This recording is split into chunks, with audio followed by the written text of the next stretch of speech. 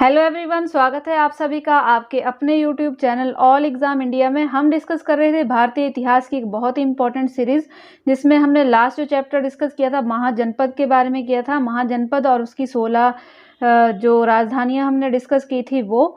तो आज का जो हमारा टॉपिक है ये है मगध साम्राज्य, जो महाजनपदों में सबसे शक्तिशाली साम्राज्य हुआ है। इसके बारे में डिस्कस करेंगे। यहाँ किन किन राजाओं ने जो था ये राज किया था वो भी हम देखेंगे, और साथ ही साथ जो सिकंदर ने भारत पर आक्रमण किया था उसके बारे में भी हम आज पढ़ेंगे। तो वीडियो को बिना स्किप किए पूरा जरूर देखिएगा, क्योंकि नेक्स्ट वीडियो जो आएगा वो इन्हीं चैप्टर के एमसीक्यूज आएंगे। और अगर आपने ये 2 वीडियो ध्यान से देखे होंगे तो आप इजीली जो है उन एमसीक्यू को डिस्कस कर पाएंगे, सॉल्व कर पाएंगे। तो करते हैं आज का हमारा टॉपिक शुरू, और चैनल को सब्सक्राइब जरूर कीजिएगा ताकि नेक्स्ट वीडियो जब अपलोड हो तो उसकी नोटिफिकेशन आप तक पहुंच जाए। तो आज का जो चैप्टर है ये है मगध साम्राज्य। तो इसका जो टाइम पीरियड है 554 बीसी से लेकर 323 बीसी तक का है, जिसमें इंक्लूड किया जाता है सिकंदर का भारत पर आक्रमण। और महाजनपद के काल में मगध ने अपनी शक्ति का विस्तार किया और धीरे धीरे संपूर्ण उत्तर भारत पर जो था आधिपत्य स्थापित कर लिया। और साथ ही साथ मगध को जो है सबसे शक्तिशाली महाजनपद जो है वो कहा जाता है। मगध के प्राचीन इतिहास की रूपरेखा जो है वो महाभारत और पुराणों के ग्रंथों से भी मिलती है। इन ग्रंथों के अनुसार मगध जो था सबसे प्राचीन राजवंश है। सबसे प्राचीन राजवंश की अगर बात करें तो मगध जो है सबसे प्राचीन राजवंश है, इंपॉर्टेंट पॉइंट है। और इसके जो संस्थापक थे बृहद्रथ थे, तो ये याद रखेंगे। और ये जरासंध के पिता थे जो वसु का पुत्र था। मगध की आरंभिक राजधानी है, इसके बारे में हम डिस्कस कर चुके हैं, गिरिव्रज थी, जिसको राजगिरी के नाम से भी जाना जाता है। या तो एग्जाम में गिरिव्रज लिखा हुआ आता है या तो राजगृह लिखा हुआ आता है, तो कंफ्यूज नहीं होना है, एक ही बात है, एक ही जगह के 2 नाम थे। मगध पर शासन करने वाला प्रथम शासकीय वंश जो था वो हर्यक वंश था। यानी कि मगध पर सबसे पहले जो शासन किया था तो हर्यक वंश ने किया था। उसके बाद शिशुनाग वंश आया और उसके बाद नंद वंश आया।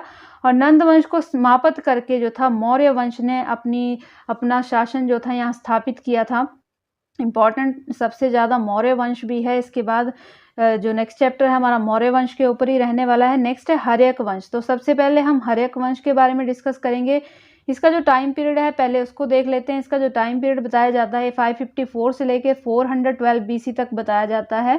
बृहद्रथ वंश के पश्चात मगध में हर्यक वंश की स्थापना हुई, और इसके संस्थापक जो थे बहुत इंपॉर्टेंट शासक हैं, ये बिंबिसार थे। तो मगध शासक बिंबिसार जिन्होंने इसकी स्थापना की थी, तो ये महात्मा बुद्ध के समकालीन थे। इंपॉर्टेंट पॉइंट है, महात्मा बुद्ध के ये समकालीन थे। बिंबिसार का जो राजवैद्य था जीवक था। इसके बारे में एक बार क्वेश्चन एग्जाम में आया है, इसलिए मैंने इंक्लूड किया इस लाइन को। जो बिंबिसार का राजवैद्य है उसका नाम था जीवक, और इनकी जो राजधानी थी गिरिव्रज या राजगिरी थी। हर्यक वंश को एक और नाम से भी जाना जाता है पितृहंता वंश। तो इसको याद रखेंगे, पितृहंता वंश से इसलिए जाना जाता है क्योंकि यहाँ जो राजा हुए हैं इस वंश में, उन्होंने क्या किया था कि अपने ही पिता की हत्या करके वो साम्राज्य संभालते थे, तो इसलिए इसे पितृहंता वंश के रूप में भी जाना जाता है। और बिंबिसार जो थे, इनका समय काल जो था ये 554 से लेकर 492 ईसा पूर्व का था। जैन साहित्य में, जैन के जो साहित्य हैं इसमें जो बिंबिसार है इनको श्रोणिक के नाम से जाना जाता है। इंपॉर्टेंट पॉइंट है, एग्जाम में आ चुका है। श्रोणिक के नाम से इनको जाना जाता था। और बिंबिसार मगध के प्रथम शक्तिशाली जो शासक थे। बिंबिसार ने अपनी शक्ति और साम्राज्य का विस्तार जो है इसके लिए जो नीति अपनाई थी वो वैवाहिक संबंधों की नीति अपनाई थी। यानी कि एक से ज्यादा विवाह करके वे अन्य राज्यों से ये जो क्या करते थे, संबंध स्थापित करते थे, मित्रता करते थे। तो मृदु, कौशल, लिच्छवी तथा गंधार में इन्होंने क्या थे, विवाह संबंध जो थे स्थापित किए हुए थे सभी महाजनपदों में, और इनसे मित्रता की हुई थी। तो बिंबिसार ने अंग देश पर अधिकार करके इसका शासन अपने पुत्र अजात शत्रु को सौंपा था। इंपॉर्टेंट है, अंग देश पर अधिकार करके, अंग जो देश है इसकी राजधानी मैंने आपको बताई थी चंपा, और इसका जो शासन था अपने पुत्र अजातशत्रु को इन्होंने सौंप दिया था। बिंबिसार की मृत्यु उसके पुत्र जिसको इन्होंने शासन सौंपा था, इसी पुत्र ने जो थी इनकी हत्या कर दी थी 492 बीसी में, और सिंहासन पर बैठ गया था। तो आगे हम इसी के बारे में पढ़ेंगे, अजातशत्रु के बारे में। अजातशत्रु ने अपने पिता बिंबिसार की हत्या कर सिंहासन पर अधिकार कर लिया। इसे पितृहंता भी कहते हैं। इसे सिंगल अगर पितृहंता के नाम से किसे जाना जाता है, ये आता है तो अजातशत्रु को जाना जाएगा कि सबसे पहले इसी ने अपने पिता की जो थी हत्या की थी साम्राज्य के लिए, सिंहासन के लिए। अजातशत्रु का जो टाइम पीरियड था ये 492 से लेकर 460 ईसा पूर्व का था, यानी कि बीसी जिसको बोला जाता है बिफोर क्राइस्ट, ये इसका टाइम पीरियड था। और अजातशत्रु जो था बौद्ध धर्म और जैन धर्म दोनों मतों का पोषक था, दोनों मतों को मानने वाला था। और इसके शासनकाल के 8वें वर्ष, जब इसको शासन करते करते 8 वर्ष हो गए थे, उस टाइम जो थे महात्मा बुद्ध जो थे महापरिनिर्वाण को प्राप्त हुए थे, यानी कि उनकी मृत्यु हुई थी। कहाँ पर हुई थी? कुशीनारा में हुई थी। इंपॉर्टेंट पॉइंट है, कई बार डिस्कस हम कर चुके हैं। इसने राजगिरी में जो थे एक स्तूप का निर्माण कराया था और प्रथम बौद्ध संगीति का आयोजन राजगिरी में भी करवाया था। यानी कि अजातशत्रु के समय में ही जो प्रथम बौद्ध संगीति है हुई थी, कहाँ हुई थी? गिरिब्रज या राजगिरी में ये हुई थी। अजातशत्रु ने राज्य विस्तार के लिए युद्ध की नीति अपनाई। ये क्वेश्चन जो एग्जाम में पूछा जाता है। इनके पिता जो बिंबिसार थे उन्होंने वैवाहिक नीति अपनाई थी, विवाह करते थे एक से अधिक साम्राज्यों में। और जो अजातशत्रु थे इन्होंने युद्ध की नीति अपनाई, यानी कि युद्ध करके ये जो थे वो अपने राज्य का विस्तार करते थे। और मोस्ट इंपॉर्टेंट पॉइंट है आगे, अजातशत्रु को जो है एक और नाम से भी जाना जाता है कुणिक। टीजीटी कमीशन में ये क्वेश्चन जो वो आ चुका है। अजातशत्रु को कुणिक के नाम से भी जाना जाता है। इसकी मृत्यु जो थी इसके पुत्र उदयन ने इसकी मृत्यु की थी, मतलब इन्होंने भी अपने पिता की हत्या की थी सिंहासन के लिए। तो नेक्स्ट हम इसी के बारे में पढ़ेंगे। उदयन ने जो थी क्या किया था, सिंहासन के लिए अपने पिता अजातशत्रु की हत्या कर दी 460 बीसी में और मगध के सिंहासन पर जो बैठ गया। इनका जो टाइम पीरियड है ये 460 से लेकर 444 बीसी तक का है। इसने क्या किया था, पटना में गंगा और सोन नदी के संगम पर एक किला बनवाया था। इसने पाटलिपुत्र नगर की स्थापना भी की थी। मोस्ट इंपॉर्टेंट क्वेश्चन है, एग्जाम में पूछा गया है कई बार कि जो पाटलिपुत्र नगर है इसकी स्थापना किसके द्वारा की गई थी, किसने इसे बसाया था? तो उदयन ने जो था इसे बसाया था। और मगध की राजधानी भी इन्होंने बनाया था, मगध की कैपिटल भी इन्होंने जो था पाटलिपुत्र को बनाया था। मगध का साम्राज्य इसके शासनकाल में उत्तर में हिमालय से लेकर दक्षिण में छोटा नागपुर तक फैला हुआ था। उत्तर में हिमालय से लेकर दक्षिण के छोटा नागपुर की पहाड़ियों तक ये फैला हुआ था। और उदयन की जो मृत्यु हुई थी उसके पश्चात इसके 3 पुत्र थे, अनिरुद्ध, मुंडक और नागदशक। इन्होंने राज्य संभाला। लेकिन जनता ने क्या किया कि ये जो पिता की हत्या करने वाले शासक थे, इनको सिंहासन से उतार दिया और शिशुनाग नामक एक योग्य अमात्य हुए थे, योग्य अमात्य को राजा बनाया और इसी ने जो थी शिशुनाग वंश की जो थी नींव रखी थी। तो नेक्स्ट हम शिशुनाग वंश के बारे में पढ़ेंगे।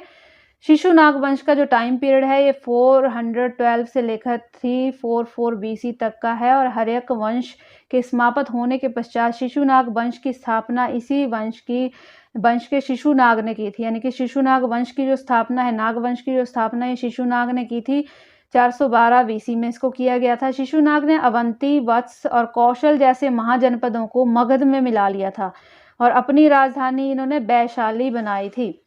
और जो ये थे नागवंश के संस्थापक, इसके बाद जो शासन किया था तो कालाशोक ने किया था। बहुत important Kalashoka examination point of view से हैं, क्योंकि इनके बारे में लगातार जो है क्वेश्चन एग्जाम में आते हैं। शिशुनाग के पश्चात जो है कालाशोक 394 बीसी में जो थे मगध के सम्राट बने थे और इन्होंने अपनी राजधानी वैशाली से पुनः कहाँ स्थापित कर दी थी, पाटलिपुत्र में जो थी स्थापित कर दी थी। और इनका एक उपनाम भी था काकवर्ण।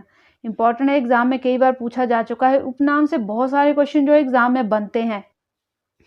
तो काकवर्ण इनका उपनाम था। इसका समय काल जो था 394 से लेकर 366 बीसी तक का था। और कालाशोक के शासनकाल में वैशाली में द्वितीय बौद्ध संगीति हुई थी। इंपॉर्टेंट है, द्वितीय बौद्ध संगीति किसके समय काल में हुई थी, तो कालाशोक के टाइम में ही हुई थी। और कालाशोक की मृत्यु जो है उनकी राजधानी के समय, मतलब अपनी राजधानी के समीप ये घूम रहे थे तो किसी ने चाकू मारकर या छुरा घोंपकर इनकी मृत्यु कर दी थी। और इसी वंश के जो अंतिम शासक थे ये थे नंदीवर्धन। इंपॉर्टेंट है, जो नागवंश था इसके अंतिम जो शासक थे ये कौन थे, तो नंदीवर्धन इसके अंतिम शासक थे। और इनकी मृत्यु के बाद जो थी नंद वंश की जो थी स्थापना हुई थी। तो नंद वंश मोस्ट इंपॉर्टेंट वंश है, क्योंकि इसके पश्चात ही मौर्य वंश का जो स्थापना होती है। तो इसका टाइम पीरियड सबसे पहले हम देखेंगे 344 से लेकर 322 बीसी तक का जो था नंद वंश का शासन था। शिशुनाग वंश के अंतिम शासक नंदीवर्धन की हत्या करके महापद्म नंद जो थे, इन्होंने नंद वंश की नींव रखी थी। बौद्ध ग्रंथ महाबोधि वंश में इन्हें उग्रसेन के नाम से जाना जाता है। मोस्ट इंपॉर्टेंट है, उग्रसेन के नाम से भी इनको जाना जाता है। इस पॉइंट को याद रखेंगे। नंद वंश में कुल 9 राजा हुए, इसलिए भी इसको नव नंद के नाम से भी जाना जाता है। यानी कि नंद जो वंश है इसको नव नंद के नाम से भी जाना जाता है, क्योंकि यहाँ पर जो थे टोटल 9 राजा हुए थे। और महापद्म नंद जो थे, इनका टाइम जो पीरियड था 344 से लेकर 322 ईसा पूर्व तक का था। और स्वयं को ये एकराट कहते थे, यानी कि अपने आप को ये स्वयं ही एकराट कहते थे।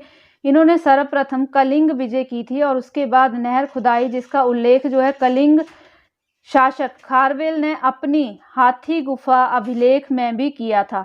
तो व्याकरण की रचना करने वाले जो पाणिनि थे, इनके मित्र थे। इसके पश्चात मतलब जब इनके पश्चात जो है इनका पुत्र था धनानंद, उसने शासन किया था। इंपॉर्टेंट है धनानंद।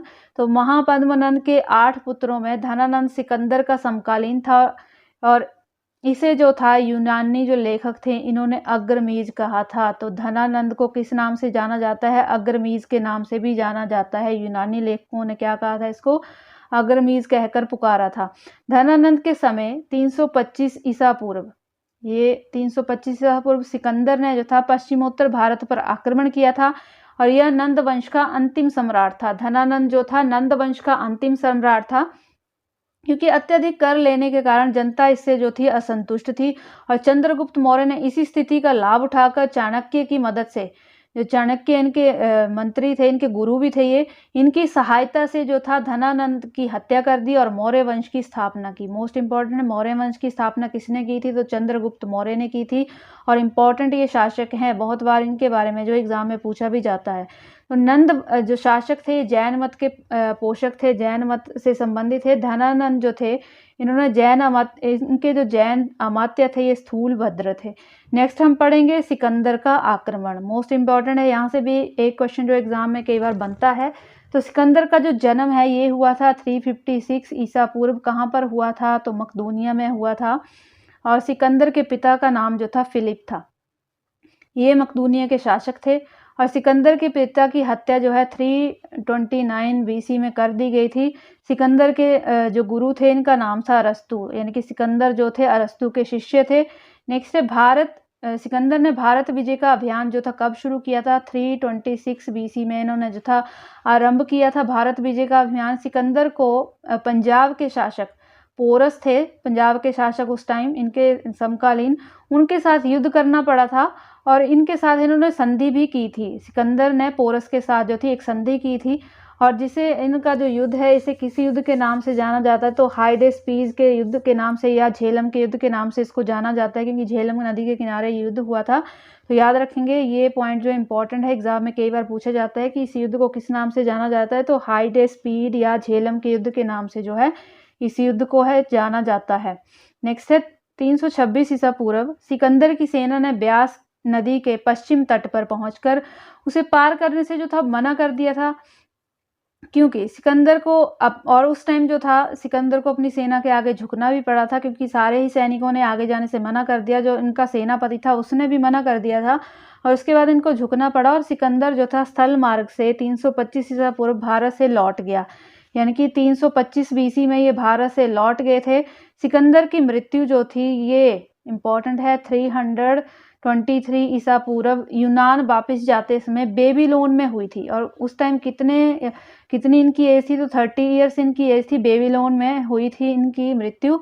सिकंदर के सेनापति का नाम निर्याक्स था, तो इसको भी याद रखेंगे। सिकंदर के जो प्रिय घोड़े का नाम है ये भी एग्जाम में एक बार पूछा जा चुका है, बहुकेफला इसका नाम था और इसके नाम पर इन्होंने झेलम नदी के किनारे जो है एक नगर भी बसाया था बहुकेफला के नाम से। तो इम्पोर्टेंट है इनके घोड़े का नाम और इन्होंने नगर बसाया था। कहाँ बसाया था? तो झेलम नदी के किनारे ये बसाया हुआ था। तो ये आज हमने मगध साम्राज्य के बारे में पढ़ा, कितने शासकों ने यहाँ शासन किया था वो पढ़ा, और साथ ही साथ सिकंदर का भारत पर आक्रमण है इसके बारे में भी कंप्लीट हमने पढ़ लिया है। तो वीडियो अच्छी लगी है तो उसे लाइक जरूर कीजिएगा, शेयर जरूर कीजिएगा और साथ ही साथ चैनल को सब्सक्राइब जरूर कीजिएगा, ताकि जैसे ही अगली वीडियो अपलोड हो उसकी नोटिफिकेशन आप तक जरूर पहुँच जाए और आपको एग्जामिनेशन में हेल्प हो सके। तो मिलते हैं नेक्स्ट वीडियो में। Thanks for watching.